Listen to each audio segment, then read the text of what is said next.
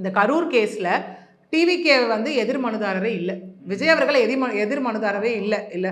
அப்படி இருக்கப்போ ஏன் எங்களை பற்றி ஹைகோர்ட் கருத்து சொல்லணும்? பார்ட்டி டு த கேஸாக இருந்தால் தானே. விஜய் அவர்களுடைய தலைமை பண்பு பற்றியும் கேள்வி எழுப்புகிறார்கள். தலைமை பண்பே இல்லை அப்படிங்கிற மாதிரி எல்லாம் சொல்லியிருந்தாங்க இல்லையா? அதெல்லாம் எதுக்கு கேட்கணும்? Which is no way relevant to this case அப்படின்னும் அவங்க வாதங்களை அவங்க முன் வச்சுருக்காங்க. அது மட்டும் இல்லாமல் எஸ்ஐடியை பற்றியும் ஒரு முக்கியமான வாதம் அவங்க வச்சுருந்தாங்க. என்ன வாதம் வச்சுருந்தாங்கன்னா, ஸ்பெஷல் இன்வெஸ்டிகேஷன் டீமில் மாநில அஃபீஷியல்ஸ் மட்டுமே அப்பாயிண்ட் பண்ணப்பட்டிருக்காங்க அந்த இடத்துல. ஓகே, அதனால நாங்கள் எஸ்ஐடியை எதிர்க்கல, அந்த எஸ்ஐடிக்குள்ளே இருக்க ஆஃபீஸர்ஸ் மீது தான் எங்களுக்கு நம்பிக்கை இல்லை அப்படின்னு சொல்கிறாங்க. ஏன்னா திரும்ப இங்கே என்ன அப்படின்னா, போலீஸ் அஃபிஷியல்ஸ்னால தான், இந்த அலட்சியத்தினால தான் சொல்லும் போது அந்த லோக்கல் பாடி அஃபிஷியல்ஸே உள்ளே இருந்தாங்க அப்படின்னா எங்களுக்கு ப்ராப்பரான இன்வெஸ்டிகேஷன் நடக்காது. அப்படிங்கிறதுனால தான் சுப்ரீம் கோர்ட்டே தாமாக முன் வந்து ஒரு ஸ்பெஷல் இன்வெஸ்டிகேஷன் டீமை அப்பாயிண்ட் பண்ணணும்.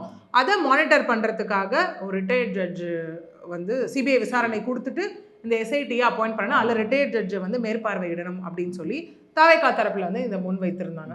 குறைந்த விலை நிறைந்த தரம், தங்கள் தேவைகள் அனைத்தும் ஒரே இடத்தில். ஜெயச்சந்திரன்.